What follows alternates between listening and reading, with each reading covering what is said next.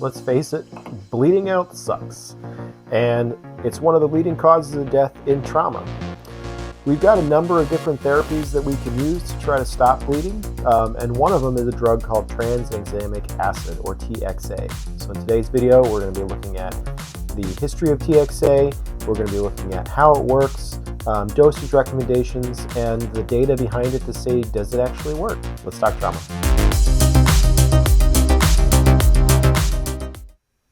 Hey, welcome back everybody. So, tranexamic acid, or TXA, what is it? Where did it come from? Well, TXA is a drug that was developed in the 1960s by Japanese researchers while searching for a way to reduce excessive bleedings. It was first used to treat conditions like heavy menstrual bleeding and surgical blood loss. But researchers then began to ask some more questions about its effectiveness in other types of blood loss, mainly trauma. So how does TXA work? Well, normally in response to injury, when we're bleeding, our body starts forming blood clots. But sometimes the body starts breaking those clots down, and in a bleeding emergency, it might start breaking them down a little bit too fast, and that's through a process called fibrinolysis.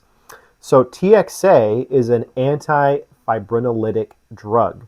So specifically, it works by blocking plasminogen activation, preventing it from turning into plasmin. And plasmin is the primary enzyme responsible for breaking down fibrin, which is the principal protein in our blood clots. So this action of TXA in preventing plasminogen from turning into plasmin and acting on fibrin, it helps stabilize clots and in theory reduces bleeding without significantly increasing the risk of dangerous clot formation in most patients. Now, does TXA, does it actually work in helping stop bleeding in bleeding emergencies, specifically trauma? Well, we have several large randomized controlled trials that actually looked at this question. Let's talk about those. So the first one is a trial, it's called the CRASH-2 trial, and it's a 2010 study specifically studying the role of TXA in trauma bleeding. It involved over 20,000 different trauma patients from over 40 countries, and it found that TXA, when given within 3 hours of injury, so basically the earlier the TXA was given, reduced death from bleeding by 30%. And they found that there was no significant increase in blood clot related complications like heart attack or strokes if the TXA was given within the first 3 hours. And this is the main trial that actually led to TXA being widely adopted in trauma protocols all over the world. The next trial that they looked at TXA in trauma was the CRASH-3 trial. Now this is a 2019 study, and it specifically studied TXA in traumatic brain injury. This was a 12,000 patient study involving people with moderate to severe traumatic brain injury.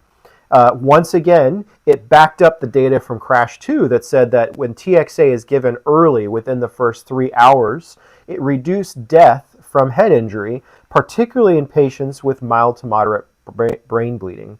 But there was no significant complications related to clotting. And this once again showed that TXA isn't just useful for general trauma, but can also help patients with brain injuries.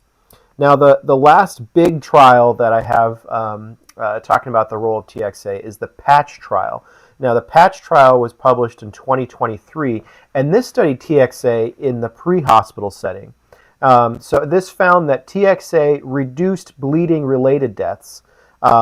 It didn't significantly improve overall survival. The findings, however, did back up that the earlier the TXA was given, the better it was for the patients. And so it backed up the idea that TXA is most beneficial when given to the right patients at the right time. So now the question comes, how do we dose TXA? The recommendations that came out of the CRASH-2 trial was to give 1 gram of TXA as an IV bolus over 10 minutes, followed by another gram to be given as an IV infusion over 8 hours. And that is the prevailing way that TXA is administered in trauma. However, in the last few years, it's been growing more popular to front load your TXA dosing. So you're actually going to give 2 grams over 10 minutes within the first 3 hours of injury, just as a single dose. And that's the dosing for trauma patients. You may find in other bleeding emergencies that the dose might be a little bit different.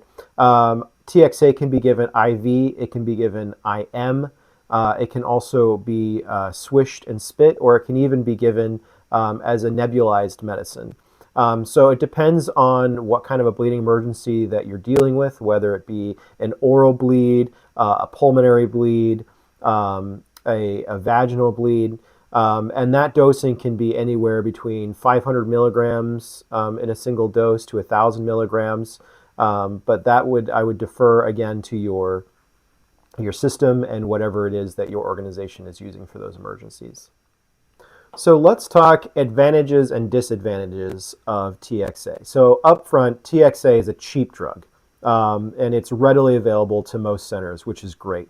It's easy to administer, whether you're giving 2 grams up front or a gram over 10 minutes and then the gram over 8 hours. It's easy to administer, and we do have data from CRASH 2, CRASH 3, and PATCH showing that a protocolized approach has some benefit in bleeding trauma patients. And we also have some data that says that if you give it early, within the first 3 hours, these patients not only had significantly reduced bleeding, but they also did not have any significant thromboembolic events like heart attack or stroke. Disadvantages, definitely if we're giving it late, it actually has been shown that it doesn't have any benefit and actually can increase your risk of a thromboembolic event. So definitely not something that we want to give if we're not sure about our timeline of injury. All right, so let's sum it all up. TXA.